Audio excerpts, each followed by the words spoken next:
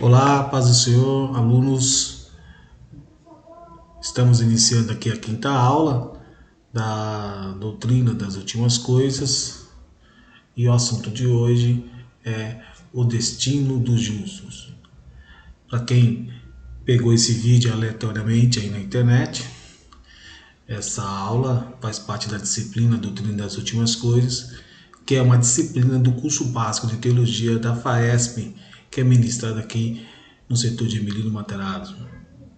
Nós já gravamos outras aulas, né? Então nós já estamos na quinta aula. Nós falamos um pouco sobre a introdução da doutrina das últimas coisas, falamos sobre a morte, o estado intermediário, a ressurreição, a vida futura.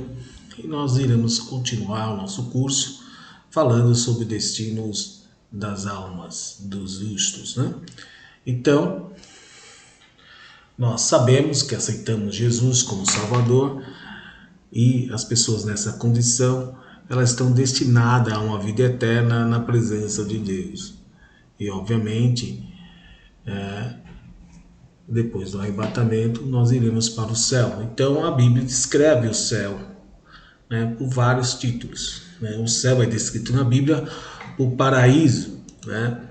Se você ler em Apocalipse, capítulo 2, versículo 7, diz assim: quem tem ouvidos, ouça o que o Espírito diz às igrejas, que a quem vencer, dá-lhe-ei de comer da árvore da vida que está no meio do paraíso de Deus. Né?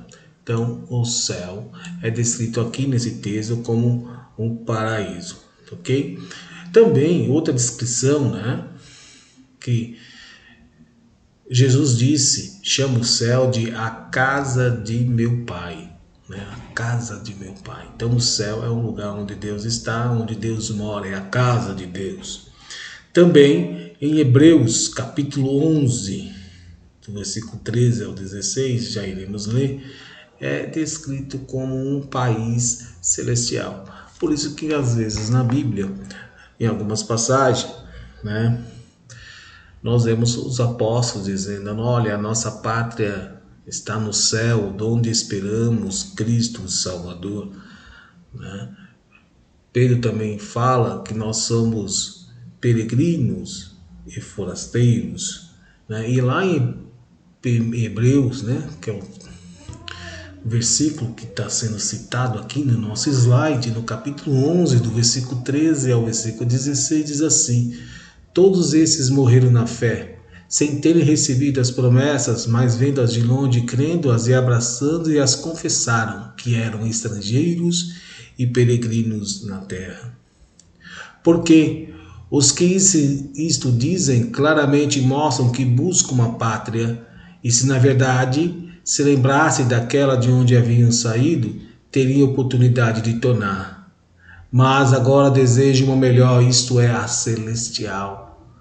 Por isso também Deus não se envergonha deles, de se chamar seu Deus, pois já lhes preparou uma cidade.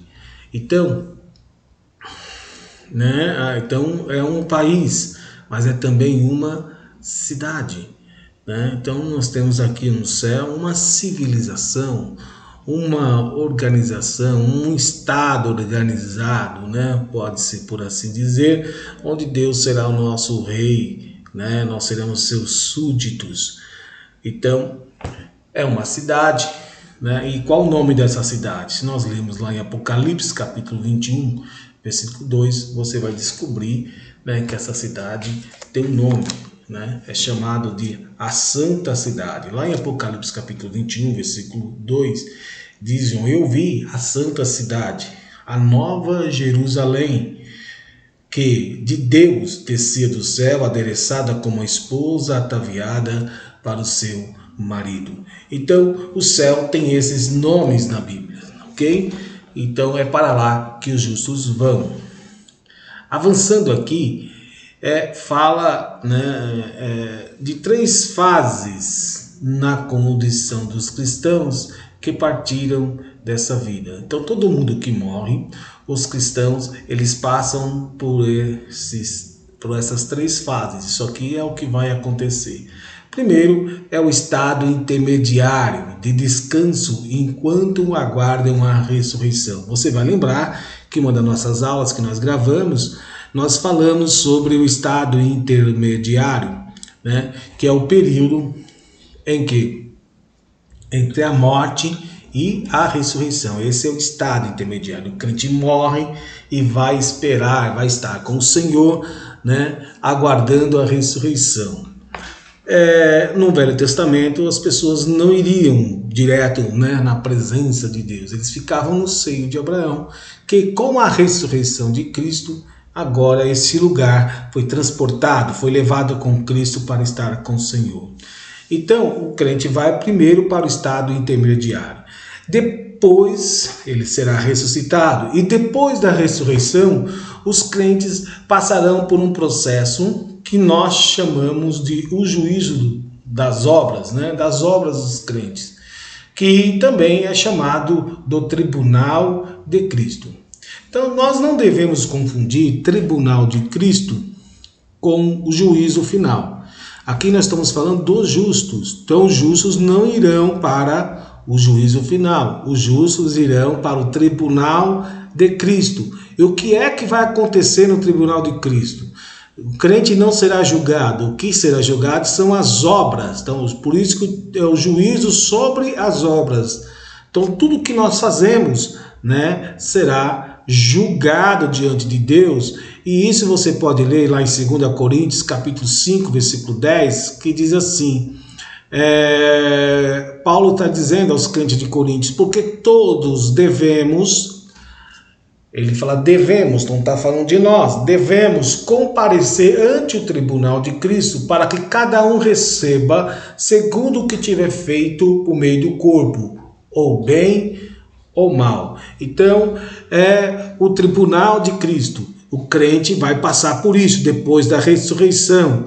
E 1 Coríntios capítulo 3, versículo 10 ao versículo 15, dá-nos mais detalhe de como será esse julgamento, né? Paulo diz lá, né, segundo a graça de Deus que me foi dada, pus eu, como sábio arquiteto, o fundamento, e o outro edifica sobre ele, mas cada um, né, veja como edifica sobre ele. E ele continua no versículo seguinte, porque ninguém pode pôr outro fundamento além do que já está posto, o qual é Jesus Cristo. E se alguém sobre esse fundamento formar um edifício de ouro, prata, pedras preciosas, madeira, feno e palha, a obra de cada um se manifestará. Na verdade, o dia declarará, porque pelo fogo será descoberta, e o fogo provará qual seja a obra de cada um. Se a obra que alguém edificou nessa parte permanecer, esse receberá galardão. E se a obra de alguém se queimar, sofrerá detrimento, mas o tal será salvo, todavia como pelo fogo. Então vejamos aqui, meus amados irmãos, Paulo nos dá detalhes, né? Ele faz aqui, nesse texto de 1 Coríntios, capítulo 3, versículo 10 ao versículo 15, você deve ler, né? E acompanhar aqui com a gente, que Paulo classifica as obras em materiais, né? Em materiais, material nobre, em metais, ele usa lá ouro, prata, pedras preciosas, madeira, feno e palha. E todos os materiais, eles sofrem um processo de provação, e a provação é o fogo. Né? Para que serve o fogo? O fogo serve para purificar materiais. Né? Tira dos materiais as impurezas. Né? Então, quando o ouro é retirado, né, da natureza, por exemplo, ele sofre um processo de purificação, ele é derretido, ele é queimado. Então, durante essa queima, né, essa provação, tudo que é impureza do ouro, ele sai. Por exemplo, quando água está misturada com óleo, né, se eu quero só aproveitar o óleo, existe um processo de purificação. Você coloca essa água misturada com óleo no fogo. Aí você vai observar que a água vai, durante esse processo, ele vai evaporar e vai ficar só o óleo, né? Assim acontece esse tipo de procedimentos, né, de provação em materiais, né? Então, e cada material ele tem um ponto de fusão. Então, quando ele atinge uma certa temperatura, ele atinge um certo ponto de purificação. E esse ponto de fusão, que é o ponto de temperatura máxima que acontece para cada tipo de material, né?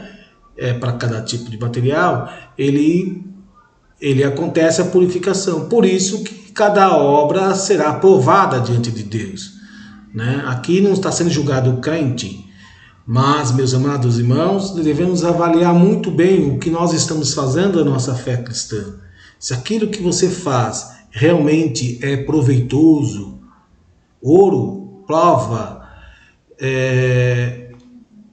de ouro remete à divindade, porque tem muita gente que faz as coisas, né, por quantidade, né, para se aparecer, para se mostrar que é melhor do que fulano, que é ciclano, mas você vê que essa obra não é uma obra divina, não é de origem divina, é vaidade, é palha, é feno. A obra que fica é aquela que tem uma orientação divina, é a obra de ouro. Ela vem determinada por Deus, vem orientada por Deus, e ela produz edificação no corpo da igreja, no corpo de Cristo. Então, o crente vai passar por esse processo, né, que é o juízo das suas obras, ok? Depois que terminar, né, o tribunal de Cristo, enquanto isso, vai estar acontecendo na terra a grande tribulação. Eu quero dizer aos irmãos que nós estamos apenas falando dos assuntos, mas nós teremos uma aula, que eu não marquei aqui, que eu vou marcar aqui depois, que após esse assunto nós vamos gravar uma aula. Na verdade, essa aula eu quero gravar ao vivo com vocês, com a participação de todos vocês, onde nós vamos colocar todos esses assuntos numa timeline, né, numa sequência de acontecimento, quando vai acontecer cada uma dessas obras. Por exemplo, eu não falei nessa aula aqui, ó, a ressurreição, que a ressurreição ela vai acontecer em duas fases. Nós vamos falar da ressurreição do justo e a ressurreição dos ímpios, mas quando ela vai acontecer, eu quero colocar ela no timeline, né? E também nós vamos colocar no calendário quando vai acontecer esse juízo, né? Esse juízo das obras. Também nós vamos falar quando vai acontecer no calendário, né? O juízo final. Então isso será gravado numa aula, né? Aqui será a aula 6 e 7, na 8ª aula, né? Provavelmente eu vou gravar essas aulas com vocês, né? Nós vamos marcar aqui, eu não sei se vai ser por qual aplicativo ainda, se vai ser aplicativo do Google ou aplicativo Zoom, mas esta aula nós vamos gravar aqui para que a gente tire todas essas dúvidas e nós vamos comentar, né, a sucessão de fatos, arrebatamento. Nós vamos falar sobre arrebatamento, né? E nós vamos falar sobre ideias de arrebatamento, ok? Quem é mid-tribulacionista, quem é pré-tribulacionista, quem é pós-tribulacionista. Esses assuntos serão tratados numa aula presencial. Então, por enquanto, nós vamos falar dos assuntos sem estar atrelado ao calendário, tá ok? Sem estar atrelado à sucessão de fatos. Vamos avançando aqui, então. Então, o estado intermediário, ressurreição. Ressurreição, juízo das obras. Depois começa o milênio. Começou o milênio. Depois que terminou o milênio, descerá do céu a nova Jerusalém, que é o lar final dos remidos. Então, o céu não é o lar final dos remidos. Nós iremos para o céu, mas não moraremos para sempre no céu. É isso que você precisa entender, né? Nosso destino é morar no novo céu e a nova terra, que vai ser instalado depois do milênio. A nova Jerusalém vai descer para a terra. Então vamos ver aqui, ó. A nova Jerusalém descerá do céu, né? Ela vai descer do céu, né? É o céu no sentido pleno, né? No pleno sentido da palavra. Então vamos ler aqui Apocalipse capítulo 22, acompanhe comigo aí. Versículo 3 e versículo 4 diz assim: e ali nunca mais haverá maldição contra alguém, e nela estará o trono de Deus e do Cordeiro, e os seus servos o servirão, e verão o seu rosto, e na sua testa estará o seu nome. Então, a Nova Jerusalém agora ela está no céu. Ela é o céu. Mas depois do milênio, ainda no reino de Cristo, nós desceremos para a terra. Nós morremos, vamos ressuscitar, seremos arrebatados e iremos para a Nova Jerusalém no céu, porque ela está situada no céu agora.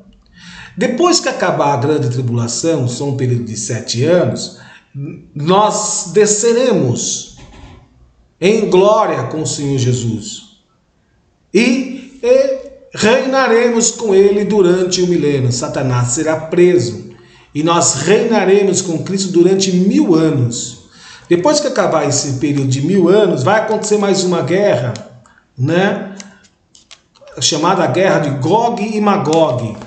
E terminando essa guerra, Deus fará um novo céu e a nova terra, e a Nova Jerusalém irá descer, né? Ela não vai encostar na terra.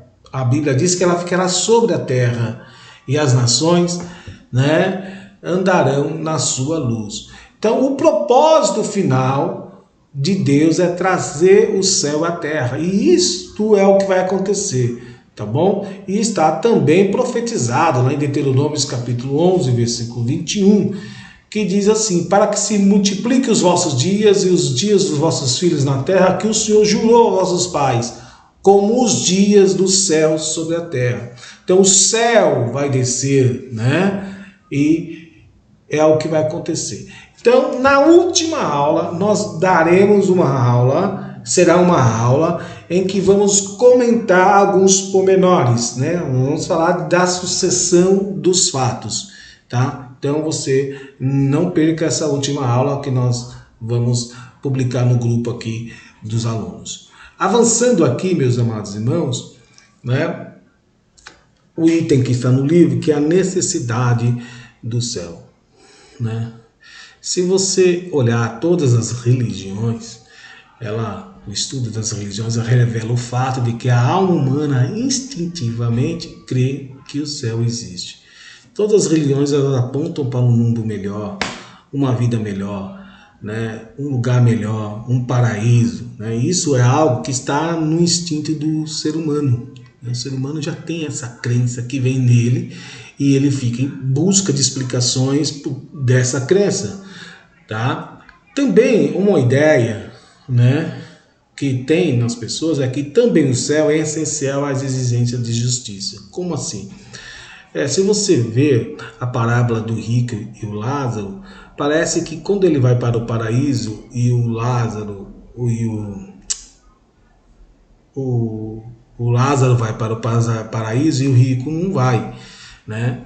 Parece que uma extrema justiça foi feita ali, porque quem teve regalias nessa vida, na eternidade, não terá, né?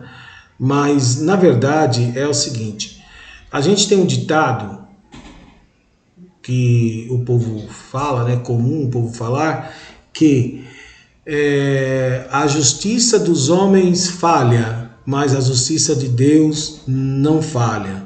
Então, no céu haverá plena justiça, né? Deus vai realizar, né, a sua justiça, né?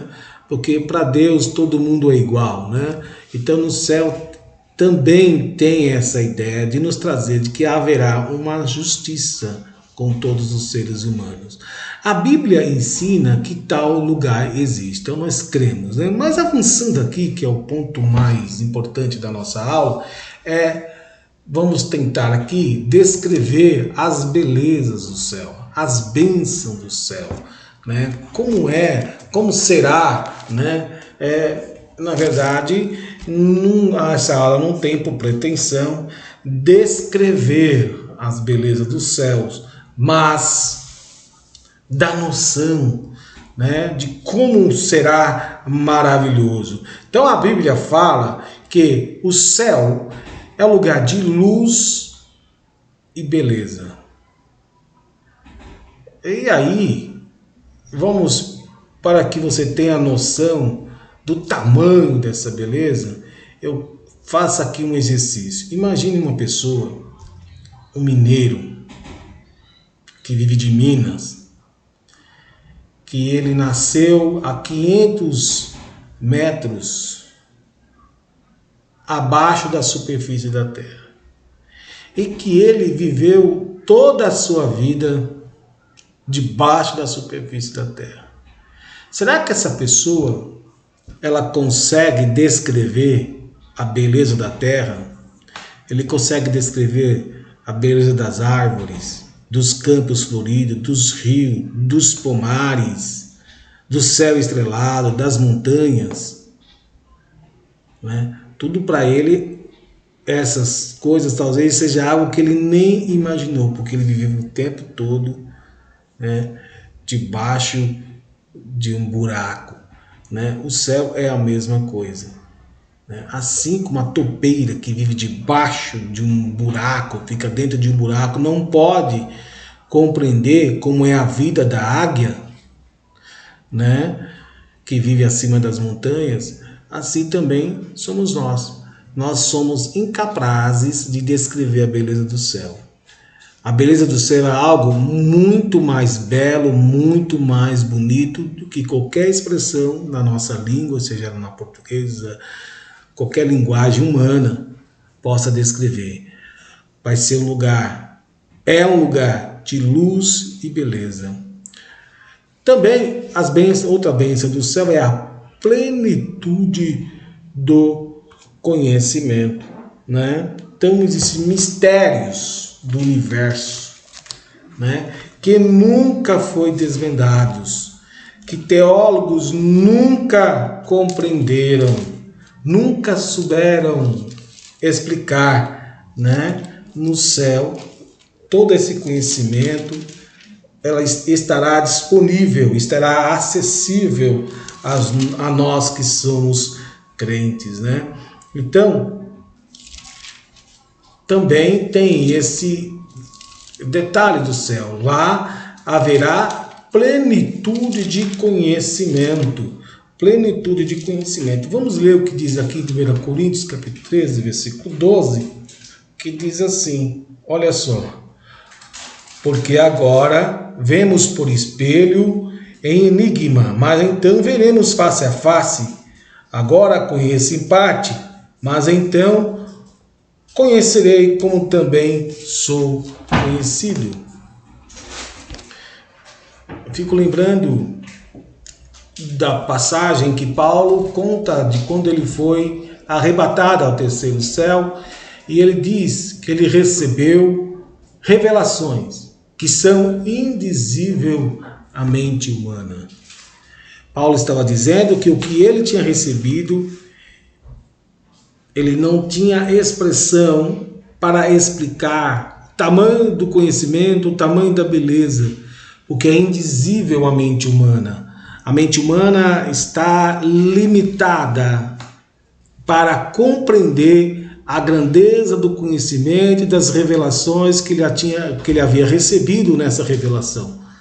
Mas lá no céu nós teremos um corpo transformado, a mente renovada, né? E aí nós teremos acesso a toda a plenitude de conhecimento. Isso vai acontecer, né? É uma das bênçãos que vem do céu. Também descanso. O céu é um lugar de descanso também, né? Então, pense em tudo que nesse mundo provoca fadiga, dor, luta, tristeza, né?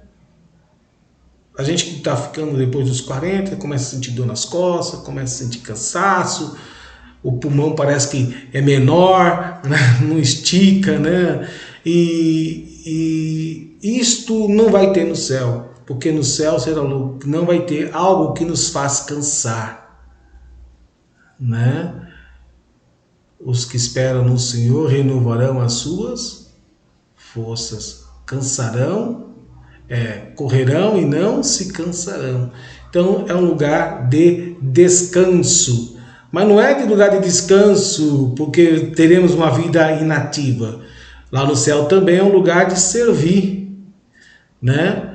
Lá não é também ficar só imaginando que no céu será um lugar onde você vai ficar numa rede, tipo aquelas cenas que a gente vê, né, de pessoas na rede, a rede amarrada em 2 coqueiros, num cenário praiano, correndo uma gaivota para cá, um pássaro para lá, ouvindo as ondas do mar.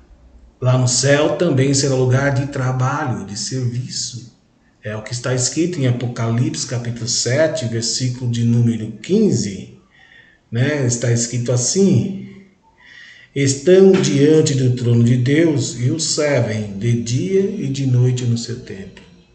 Estão trabalhando, servindo ao Senhor, né? E está escrito em Apocalipse 22, versículo 3, que os seus servos o servirão. Mas será um serviço prazeroso. Sabe algo que você mais gosta de fazer, que você faz e quer fazer mais, nunca para de fazer, não se cansa de fazer, porque te causa prazer. Assim será no céu.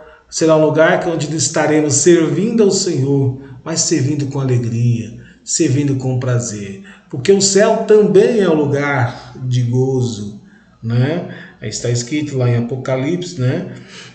21:4, que o céu é um lugar de gozo, né? Agora imagine uma coisa que você gosta de fazer, que te causa prazer, alegria, né? O céu será um lugar de gozo, será um lugar de prazer, de alegria, né?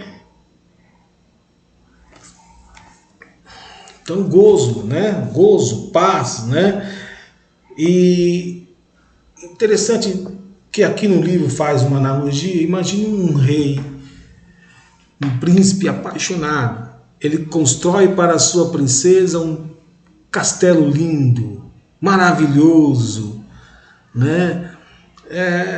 Para quê? Para promover à sua princesa alegria, encantamento, e ela, ao entrar no lugar bonito que foi preparado para ela, para encantá-la, ela sente alegria, ela sente esse gozo.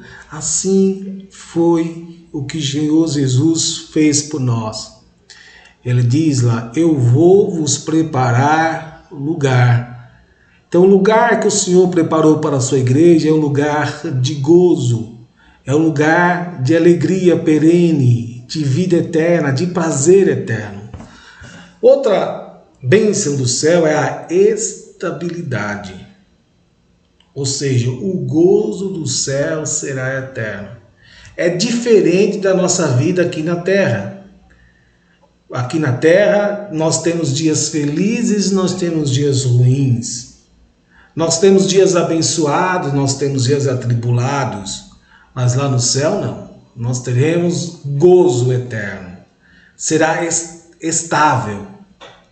Será um gozo diário, um gozo de todos os momentos. Não teremos momentos tristes, nós teremos momentos de gozo, mas é um gozo eterno, é um gozo estável, de prazer estável.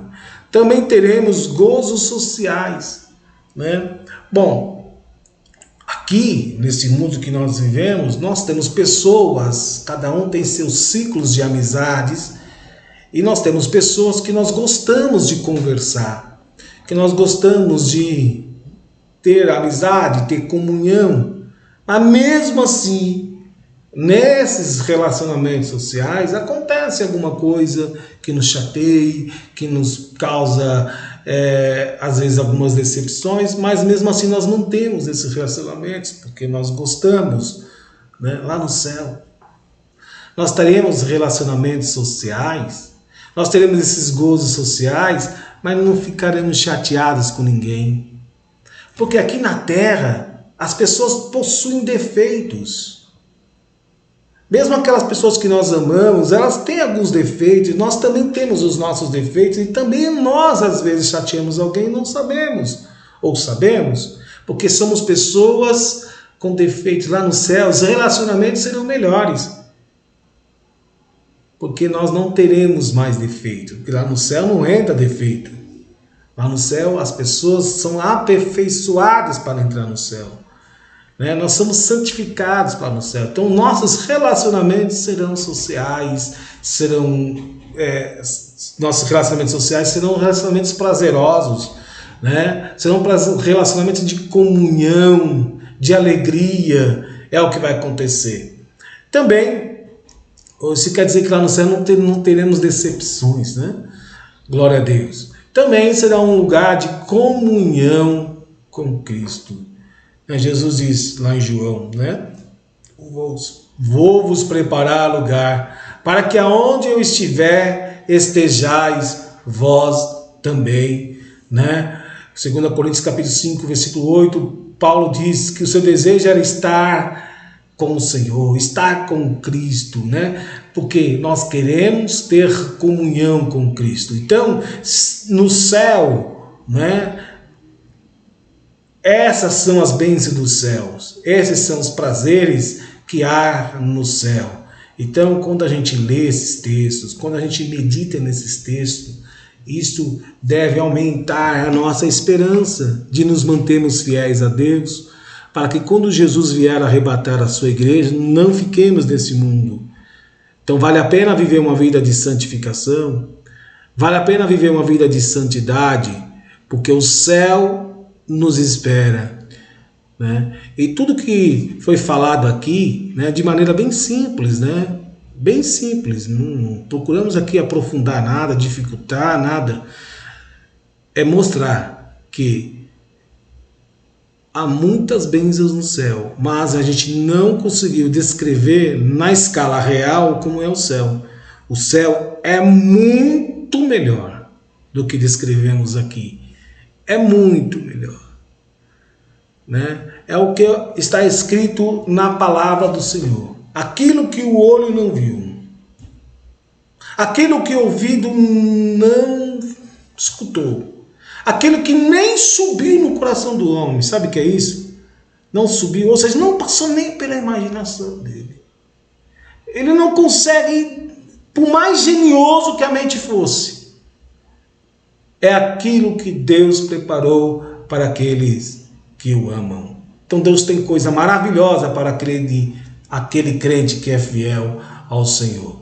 Então, essa é a aula de hoje, e responda esses questionários aqui, não vale nota, mas você respondendo, você vai estar se preparando para a prova, ok? Então, só para reforçar, para quem está acompanhando aí, não é nosso aluno, baixou esse vídeo na internet, essa aula está sendo baseada essa série de aulas, nessa bibliografia aí.